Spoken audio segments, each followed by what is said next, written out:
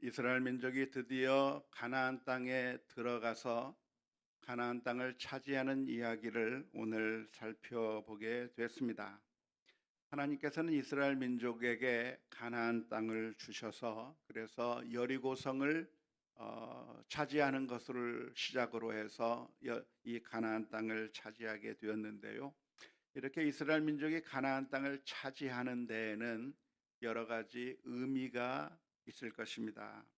제일 우선적으로 생각해 본다고 한다면 하나님께서 그 옛날 아브라함에게 주셨던 약속, 그리고 그 아들 이삭과 야곱을 향해서 계속해서 반복하면서 약속해 주셨던 그 약속을 하나님께서 정말 지키셨구나. 하나님께서 그 약속을 잊지 아니하시고 정말 이루셨다고 하는 것을 생생하게 보여주는 사건이라 하겠습니다. 거짓말하지 아니하시는 하나님, 신실하신 그 하나님께서 정말 그 약속대로 가나안 땅을 아브라함의 후손들에게 주셨다고 하는 그런 의미가 되겠습니다. 냉정하게 살펴본다고 한다면 사실 이스라엘 민족은 가나안 민족과 더불어서 싸워서 이길 만한 준비가 되어 있지 않은 민족이었습니다. 아무런 힘이 없었던 민족인 것이죠. 지금 현재 가나안 땅에서 진을 치고 있는 그 민족들에 비하면 너무나도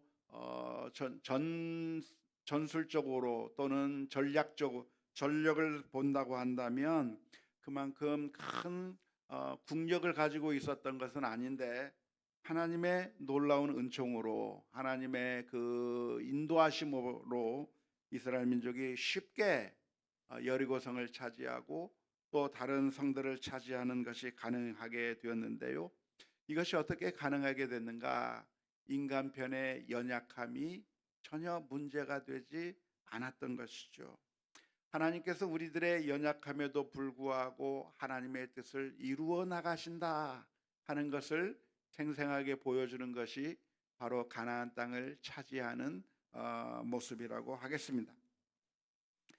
그런데 이 원주민의 입장에서 본다고 한다면 어떤 의미가 있을까요?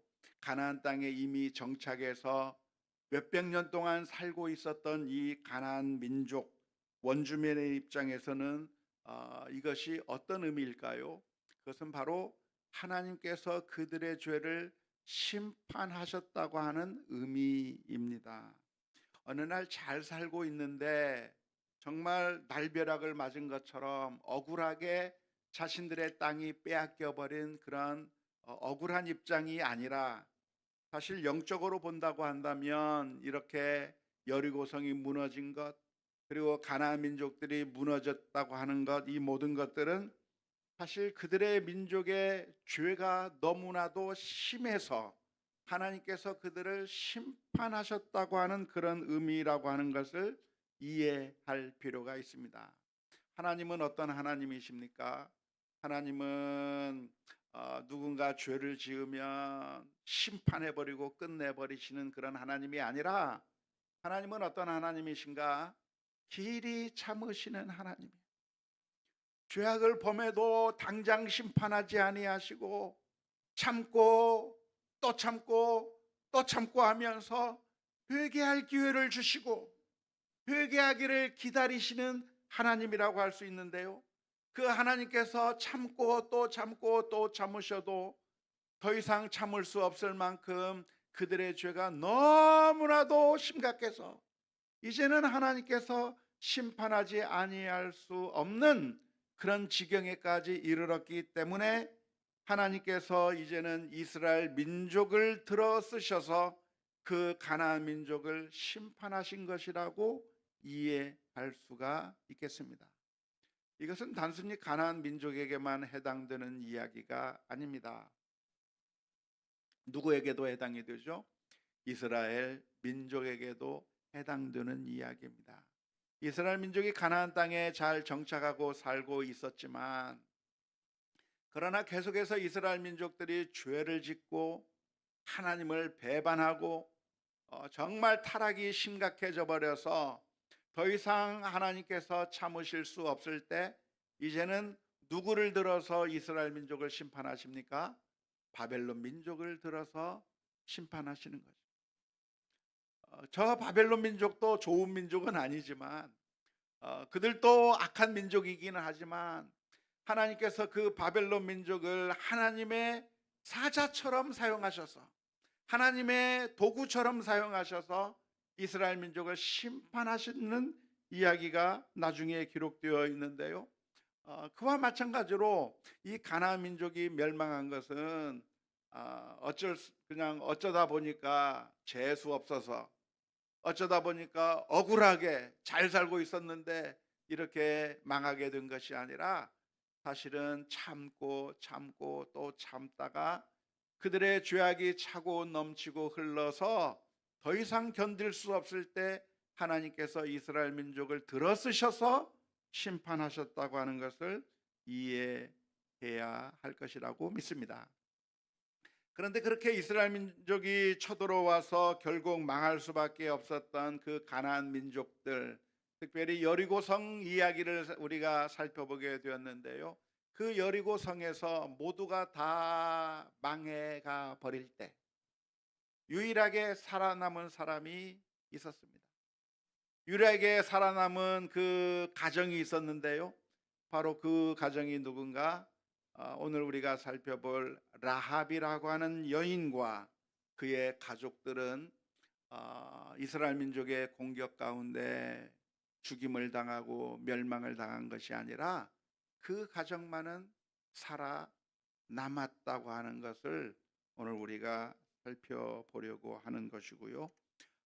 그냥 살아남은 것으로 끝난 것이 아니라 놀랍게도 그 라합이 누굽니까?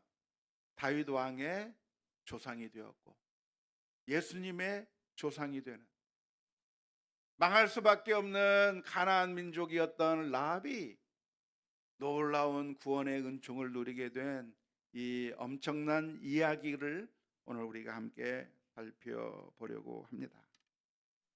이 여리고성에 살던 수많은 사람들이 있었는데 그 가운데서 살아날 수 있었던 그 사람 라합이라고 하는 사람은 어떻게 해서 이 라합이라고 하는 사람은 살아날 수 있었겠습니까? 그나마 여리고성 내에서 그나마 의롭고 그나마 사람이 괜찮고 그나마 이 라합이라고 하는 사람은 그 여리고성에서 정말 의로운 사람이었기 때문에 살아난 것일까요? 그렇지는 않습니다. 이 라합이라고 하는 사람이 어떤 사람이었는가? 성경은 기록하기를 이 라합은 기생이었다라고 표현하고 있는 것이죠. 다시 말하자면 그 여리고성에서도 가장 멸시받아 마땅하고 정말 손가락질 당할 해도 아무 할 말이 없는 그 성에 있어서 정말 자격이 없는 사람을 꼽으라고 한다면 이 라합을 꼽을 수 있을 정도로 정말 구원받을 만한 그런 이유가 단 하나도 없었던 사람이 누구였는가? 바로 라합이라고 하는 여인이라고 할 수가 있겠습니다. 그런데 놀랍게도 하나님의 은혜가 누구에게 임했는가? 그 수많은 사람들 중에서 라합이라고 하는 이 여인에게 하나님의 은혜가 임했다고 하는 것이 놀라운 이야기입니다. 만일 이 성에 있는 사람들 중에서 그나마 거룩한 사람을 찾으라고 하고 그나마 의로운 사람을 찾으라고 한다면 그 사람들을 구원해 주시겠다고 하셨다고 한다면 누가 구원을 받을 수 있을까요? 아무도 구원을 받을 수가 없는 것입니다. 아무도 살릴 수 있는 사람이 없는 것이죠. 다 한 가지로 타락해 버려서 그 누구도 구원받을 만한 자격이 없었던 상황이었던 것이에요. 하지만 하나님의 은총이 무엇인가? 하나님의 사랑이 무엇인가? 그런데 그 가운데서도 라합이라고 하는 이 여인에게 하나님의 은총이 부어졌다고 하는 것이 놀라운데요. 왜 하필이면 라합일까요? 왜 하필이면 기생 라합일까요? 그 섬 가운데서 왜 하필이면 라합이라고 하는 사람을 하나님께서 은총을 베풀어 주시고 그 여인을 구원해 주신 것이라고 할 수 있을까요? 그것은 더 나쁜 짓을 해야 구원해 준다고 하는 그런 의미가 아니고, 하나님의 은총이 너무나도 커서 하나님의 은총을 받을 수 없을 사람이 단 한 사람도 없다고 하는 것을 생생하게 보여주기 위해서 최악의 사람을 선정해 준 겁니다. 만일 우리 가운데 좀 근사한 사람, 만일 우리 가운데 그런 대로 성공한 사람, 만일 우리 가운데 그런 대로 정말 뛰어난 사람을 하나님께서 구원하셨다고 한다면, 그러면 사람들이 이야기를 할 겁니다.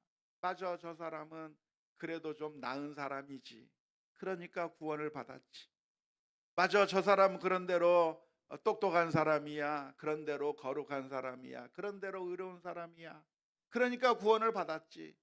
나 같은 사람은 구원을 받을 수 없을 것이라고 고개를 떨굴 수밖에 없는 사람이 많을 겁니다. 하지만 라합의 구원을 보면서 우리가 무엇을 생각할 수 있습니까? 라합이 구원받았어? 아니, 그 사람도 구원받았단 말이야. 저 나쁜 사람이, 저렇게 악한 사람이 구원을 받았다고? 그럼 나도 구원을 받을 수 있겠네. 나 같은 사람도, 저 사람도 구원을 받을 수 있다면 나도 구원을 받을 수 있겠구나 라고 하는 것을 알려주시기 위해서 하나님께서 어쩌면 가장 자격 없는 사람들 중에서도 최악의 사람을 선정해서 그 사람에게 구원을 베풀어 주신 이야기가 오늘 여호수아서에 나와 있는 이야기라고 할 수가 있겠습니다. 구체적으로 어떤 과정을 거쳐서 라합은 구원을 얻게 되었는가 한번 살펴보았으면 좋겠는데요. 모세의 뒤를 이은 여호수아는 여리고성을 점령하기 전에 먼저 스파이들을 파견했습니다. 간첩들을 보낸 것이죠. 첩자를 보낸 겁니다. 그것은 당연한 일이라고 할 수 있을 텐데요. 상대를 알아야 전쟁을 할 수 있기 때문에 그렇습니다. 그런데 그 스파이들이 여리고성에 잠입해서 하필이면 눈을 피해서 도망 다니다가 피신하게 된 것이 기생 라합의 집으로 들어가게 되었습니다. 이 사람들을 마주하게 되었을 때 라합은 어떤 선택을 할 수가 있었을까요? 라합에게는 두 가지 선택의 길이 있었을 거라고 생각합니다. 첫 번째 선택의 길은 스파이들을 당국에 신고하고 나라로부터 포상금을 받는 방법. 그렇죠. 간첩 신고하면 오늘날에도 많은 포상을 해주는데 이때에도 아마 간첩 신고하면 아마 많은 포상금을 주었을 수 있었을 겁니다. 그래서 라합은 스파이를 당국에 신고하고 포상금을 받는 선택을 할 수도 있었을 겁니다. 그런데 이 라합에게는 또 다른 선택지가 있었는데요. 바로 그 스파이들을 숨겨주고 그들에게 도움을 주고 그리고 나중에 자신을 도와달라고 요청하는 선택이었습니다. 정상적인 상황이라고 한다면, 만일 우리에게 이런 상황이라고 한다면 어떤 선택을 해야죠? 신고하고 그래야죠. 국가에 충성하는 게 옳을 것이죠. 하지만 이 순간에 라합은 이 스파이들을 숨겨주는 선택을 하게 되었는데요. 그 이유가 무엇일까요? 그것은 바로 하나님의 심판이 임했다고 하는 사실을, 이제 임박했다고 하는 것을 깨달았기 때문입니다. 우리가 그냥 괜찮은 사람들이 아니라 이제 얼마 있으면 망하게 되었구나, 우리가 다 죽게 되었구나, 우리는 한 사람도 살아날 수 없다고 하는 사실을 알게 된 것이죠. 그 심판이 다가왔다고 하는 사실을 알았기 때문에 라합은 이 첩자들을 숨겨주게 된 것입니다. 여호수아서 2장 8절에서부터 13절의 말씀에 이렇게 기록하고 있습니다. 또 그들이 눕기 전에 라합이 지붕에 올라가서 그들에게 이르러 말하되 여호와께서 이 땅을 너희에게 주신 줄을 내가 아노라. 우리가 너희를 심히 두려워하고 이 땅 주민들이 다 너희 앞에서 간담이 녹나니 이는 너희가 애굽에서 나올 때에 여호와께서 너희 앞에서 홍해의 물을 마르게 하신 일과 너희가 요단 저쪽에 있는 아모리 사람의 두 왕 시혼과 옥에게 행한 일 곧 그들을 전멸시킨 일을 우리가 들었음이니라. 우리가 듣자 곧 마음이 녹았고 너희로 말미암아 사람이 정신을 잃었나니 너희의 하나님 여호와는 위로는 하늘에서도 아래로는 땅에서도 하나님이시니라. 그러므로 이제 청하노니 내가 너희를 선대하였은즉 너희도 내 아버지의 집을 선대하도록 여호와로 내게 맹세하고 내게 증표를 내라. 그리고 나의 부모와 나의 남녀 형제와 그들에게 속한 모든 사람을 살려주어 우리 목숨을 죽음에서 건져내라. 그렇게 이야기를 하게 된 것이죠. 이 라합은 스파이들을 보면서 이 스파이가 내 적이구나 라고 생각한 게 아니에요. 이 라합은 스파이들을 보면서 어떻게 생각했습니까? 적이 아니라 나를 살려줄 수 있는 유일한 도움을 주는 사람이 될 수가 있겠구나. 나의 구세주가 될 수 있구나. 나의 도움을 주는 자, 나의 헬퍼가 될 수 있을 거라고 생각하고 그들을 적으로 본 것이 아니라 나를 도와주는 사람으로 보기 시작한 것이죠. 라합이 지금 이스라엘 민족이 진군해 오고 있다고 하는 이야기를 들었습니다. 이 이야기는 라합만 들은 것이 아니라 여리고성에 있는 모든 사람들이 다 들은 거예요. 그리고 우리 민족이 망하게 될 거라고 하는 사실을 다 깨달았어요. 왜? 이스라엘 민족이 저 큰 나라 애굽 나라도 무찌르고 튀어나왔고 홍해 바다도 갈라버렸고 요단강도 갈라버렸고 그리고 그 오는 길에 있는 모든 민족들을 다 물리치는 그런 엄청난 큰 민족이 다가오고 있다고 하는 사실은 이제 우리도 곧 죽게 되겠구나라고 하는 사실을 알게 된 것이죠. 그 이야기를 들었을 때 우리들이 이제 망했구나 라고 하는 사실을 깨달았는데, 망할 거라고 하는 사실을 깨달았다고 한다면 어떻게 하는 것이 옳을까요? 중요한 선택이 있는 겁니다. 무엇을 선택하는 것이죠? 살 수 있는 방법을 선택하는 것이죠.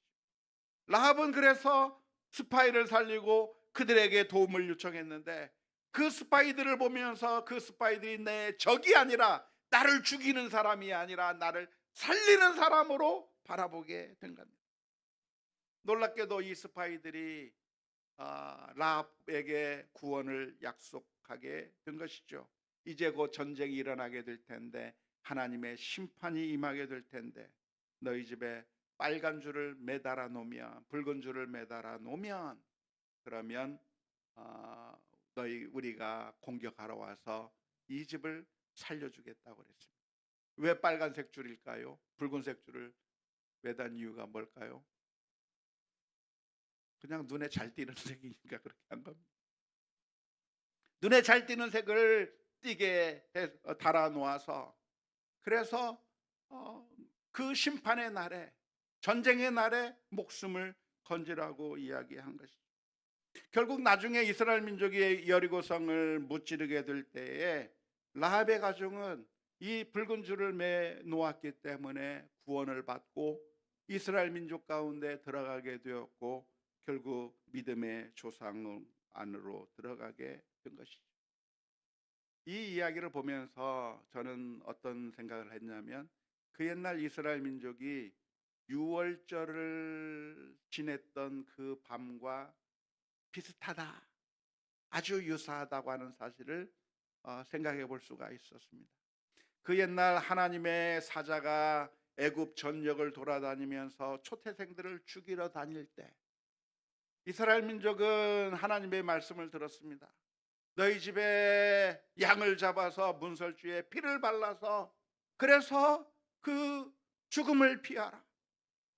정말 그 날이 되었을 때, 유월절 날이 되었을 때 여호와의 사자가 애굽 전역을 돌아다니면서 각 가정들의 초태생들을 다 죽이는데, 붉은 그 피를 칠해 놓은 그 집은 그 사자가 가지 않냐고 그냥 지나쳐서 결국 이스라엘에게는 아무런 해를 입지 아니하고 구원을 얻은 일이 있었는데, 바로 그와 마찬가지로 지금 하나님의 심판이 여리고성에 임박하게 되었을 때 어떻게 그들이 살아날 수가 있겠는가, 살아날 수가 있었는가?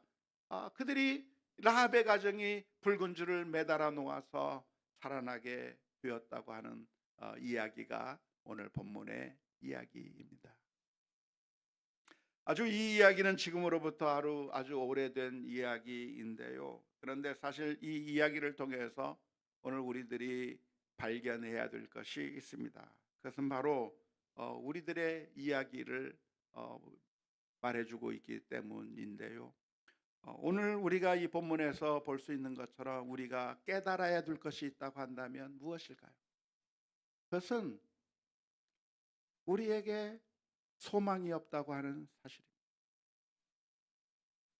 여리고성 사람들이 이스라엘 민족이 공격해 온다고 하는 사실을 들었을 때, 이제 우리는 죽었구나, 우리는 소망이 없구나, 우리는 망하게 되었구나 라고 하는 사실을 깨닫고, 그리고 그 라합이 그 상황 가운데서 우리가 살 수 있는 유일한 길이 무엇일까에 대해서 생각하며 스파이들에게 도움을 요청했던 것처럼, 오늘 우리들이 깨달아야 될 것이 무엇입니까? 그것은 우리에게 소망이 없다고 하는 사실을 깨달아야 되는 거예요.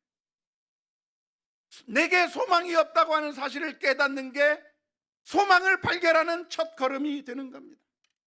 내게 문제가 있구나, 내가 문제가 있다고 하는 사실을 깨달아야 문제를 치유할 수 있기 때문에 그렇습니다.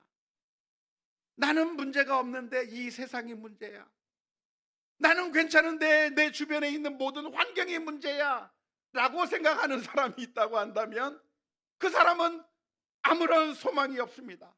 아무런 해결책이 없습니다. 왜냐하면 고칠 수 있는 것은 나 자신밖에 없는 것인데, 내 자신에게 문제가 있다고 하는 걸 알지 못하고 오로지 내가 고칠 수 없는 자신 밖에 있는 것들에 대해서 문제가 있다고 생각하는 사람은 아무런 해결책이 없기 때문에 그렇습니다. 우리에게 소망이 어디에 있는가? 그것은 나 자신에게 문제가 있다고 하는 사실을 깨닫는 거예요. 우리 가정이 왜 문제인가? 내가 문제가 있는 거예요. 왜 우리들에게 어려움이 있는가? 다른 데에 문제가 있는 것이 아니라 바로 나에게 문제가 있다고 하는 것, 나에게 소망이 없다고 하는 사실을 깨달아야, 그래야 거기서 새로운 소망이 발견되게 되는 겁니다. 라합이 무엇을 깨달았는가? 나에게는 아무런 소망이 없다고 하는 사실을 깨달았고, 그래서 도움을 요청하게 된 것이죠. 요즘 우리나라 사람들이 정말 오래 삽니다. 오래 사는 이유가 무엇일까요? 그것은 건강진단을 빨리빨리 하고, 그래서 치료를 잘 받기 때문이에요. 예전에는 병들면 죽었어요. 저희 아버지도 제가 중학교 때 돌아가셨는데, 중학생 때 돌아가셨는데 신장이 좋지 않아서 돌아가셨어요. 지금 생각해 보면 다 고칠 수 있는 거예요. 지금 생각해 보면 요즘에 살아계신다고 한다면 다 치료받을 수 있어요. 요즘에는 웬만한 질병들 다 치료하고, 암도 다 치료하고, 오래오래 사는 모습들을 다 봐요. 그렇게 오래 사는 이유가 무엇인가? 요즘에는 우리의 문제를 진단하고 그 문제를 치료하고, 그래서 문제를 해결해서 그래서 오래 살게 되는 것인데, 문제는 무엇입니까? 우리의 영적인 문제를 진단하지 않는 것이죠. 내게 영적으로 문제가 있구나, 나에게 소망이 없다고 하는 사실을 깨닫는 게 치료의 첫걸음인데, 안타깝게도 우리는 그것을 깨닫지 못하고 있는 게 문제인 것이죠. 라합은 어땠는가? 라합은 자신의 상황이 망할 수밖에 없는 상황이라고 하는 사실을 깨달았고, 그리고 이제 우리의 소망이 무엇인가? 그 하나님의 심판 가운데 우리의 소망은 그 자비를 요청하는 것밖에 없다고 하는 것을 깨달은 것이죠. 우리 자신을 스스로 속이는 것은 어리석은 일입니다. 우리는 개인적인 종말이든 우주적인 종말이든 파국을 향해서 달려가는 사람들입니다. 그래서 우리들의 눈앞에는 무엇이 있는가? 하나님의 심판이 있을 것인데요. 하나님의 심판이 없다고 의도적으로 내가 그렇게 생각한다고 해서 하나님의 심판이 없어지는 게 아니에요. 개인적인 종말이 없어지는 게 아니고 우주적인 종말이 없어지는 게 아니에요. 우리의 몸에 건강에 문제가 있는데 건강검진을 하지 않고 나는 건강하다라고 스스로에게 세뇌시키면서 나는 괜찮아라고 얘기하면 그냥 괜찮은 거죠? 아니에요. 제가 지금 건강검진을 잘 안 받아서 그게 문제인데 이번에 한번 받으려고 합니다. 자동차 카메라가 저 앞에 있는데 없을 거야, 없어, 그렇게 자기 스스로를 세뇌시키면서 그냥 과속으로 달려버리면 벌금이 안 나오나요? 아니요. 내가 부인한다고 해서 문제가 사라지는 게 아니에요. 내가 없다고 생각한다고 해서 없어지는 것이 아니라 우리 앞에 있는 심각한 문제들을 우리가 먼저 발견하고 내게 소망이 없다고 하는 사실을 발견하는 것이 문제 해결의 지름길인 것입니다. 하나님의 심판대 앞에서 합격되고 무사 통과할 사람이 있는가? 이 세상에 단 한 사람도 없는 것이죠. 그런대로 괜찮아 보이는 사람도 청문회 대상이 되기만 하면 온갖 문제들이 쏟아져 나오는데요. 하나님의 심판대 앞에 서게 된다고 한다면 우리 가운데 단 한 사람도 괜찮은 사람이 없을 만큼 그만큼 절망적이라고 하는 사실을 깨달아야 되는 것이죠. 그런데 그 순간 라합은 어떻게 했는가? 스파이들에게 자비를 구했습니다. 스파이들을 적으로 간주하고 적대시하고 그래서 그들을 물리치려고 한 것이 아니라 스파이들을 향해서 마음을 열고 그분들이 나를 구원해 줄 구원자라고 생각하면서 그들에게 도움을 구하게 되었을 때 놀랍게도 구원의 소식이 라합과 그 가정 가운데 들려지게 된 것입니다. 사랑하는 성도 여러분, 오늘 우리를 향해서 예수님께서 찾아오십니다. 그 옛날 스파이가 라합의 집에 문을 두드리며 들어갔던 것처럼 우리 주님께서는 우리들의 마음의 문을 두드리고 계시는 것이죠. 요한계시록 3장 20절의 말씀에 볼지어다 내가 문 밖에 서서 두드리노니 누구든지 내 음성을 듣고 문을 열면 내가 그에게로 들어가 그와 더불어 먹고 그는 나와 더불어 먹으리라 말씀해 주셨습니다. 문을 두드리면서 이리 오너라 말씀하시는 그 주님의 음성에 사람들은 마음의 문을 닫아버립니다. 종들은 주인이 오면 싫어요. 나를 더 힘들게 할까? 나를 더 고통스럽게 할까? 마음의 문을 꼭 닫아버리고 왜 귀찮게 나에게 찾아오는가? 왜 귀찮게 나를 힘들게 하는가? 마음의 문을 닫아버리고 문을 열어주지 않는 것이죠. 힘들기 때문에 저 사람이 와서 나를 힘들게 할까봐 마음의 문을 닫아버리는 것이죠. 하지만 문을 열면 어떻게 되는가? 열면 그 주님이 와서 우리를 힘들게 하고 고통스럽게 하는 것이 아니라 주님께서 우리를 위하여 잔치를 베풀어 주신다 말씀하고 있는 거예요. 누가복음 12장 36절 37절의 말씀에 너희는 마치 그 주인이 혼인집에서 돌아와 문을 두드리면 곧 열어주려고 기다리는 사람과 같이 되라. 주인이 와서 깨어있는 것을 보면 그 종들은 복이 있으리로다. 내가 진실로 너희에게 이르노니 주인이 띠를 띠고 그 종들을 자리에 앉히고 나와 수종 들리라. 이것이 주님의 놀라운 모습이에요. 이 세상의 주인은, 이 세상의 우상들은 우리를 향해서 도움을 달라고 생각하고, 그 우상들이 우리가 원하는 것들이 나를 잘 좋게 해줄 거라고 생각하면서 그것들을 우리의 마음속 가운데 받아들이지만, 돈을 우상으로 섬기고 권력을 우상으로 섬기고 명예를 우상으로 섬기면서 그것들이 나를 행복하게 해줄 거라고 생각하면서 우리가 받아들이지만, 그 우상들은 내게 와서 우리를 굴림해버리고 우리를 종으로 삼아버립니다. 하지만 예수님은 어떻게 오셨는가? 예수님은 나의 주, 나의 하나님으로 우리의 마음의 문을 열고 주님을 받아들이면, 주님께서는 우리를 향해서 군림하시는 주님으로 오시는 것이 아니라, 주님께서는 띠를 띠고 우리 앞에 무릎을 꿇고 상을 베풀어 주시는 주님으로 오시는, 자신의 목숨을 내어 주어서 우리를 생명을 살리는 주님으로, 우리에게 무릎 꿇으시는 주님으로 오시는 것입니다.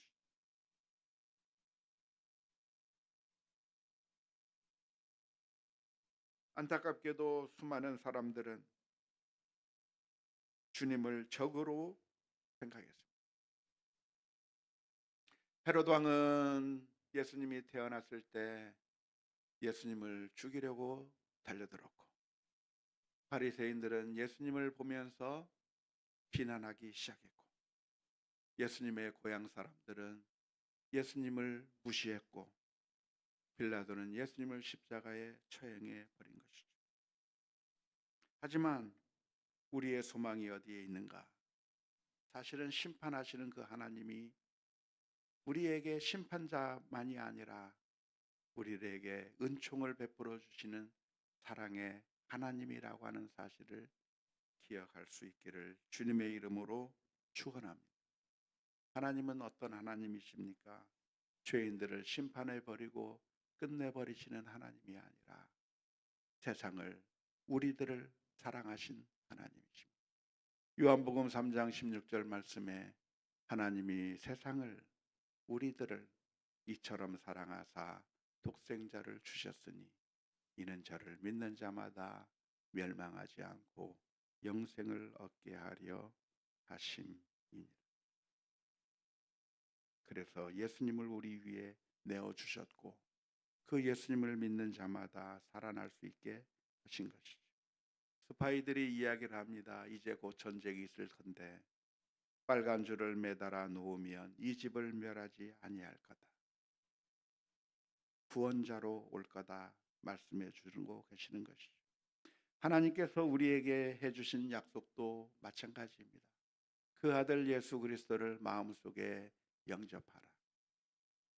예수님을 받아들이라고 말씀하시 주시는데, 예수님을 받아들이라고 하는 그 말은 그냥 믿는다고 하는 그 정도가 아니라 예수님을 나의 주, 나의 하나님으로 받아들이고 주님께서 우리에게 해주신 말씀들에 순종하는 삶을 살라는 말씀입니다.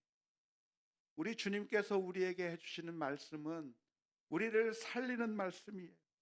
우리를 힘들게 하기 위해서, 우리를 파괴시키기 위해서 이 말씀을 하시는 게 아니에요. 내가 주님의 말씀대로 살면 죽어요. 어떻게 원수를 사랑해요? 어떻게 우리가 억울한 일이 있는데 그걸 참아요? 그러다가 세상 사람들로부터 무시당해요.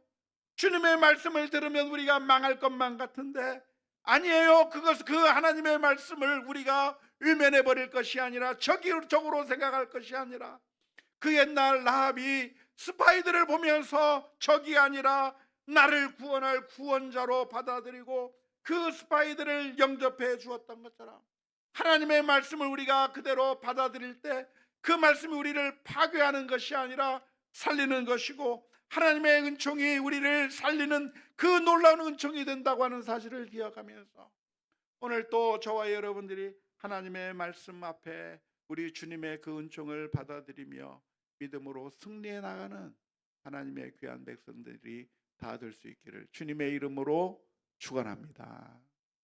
우리 함께 같이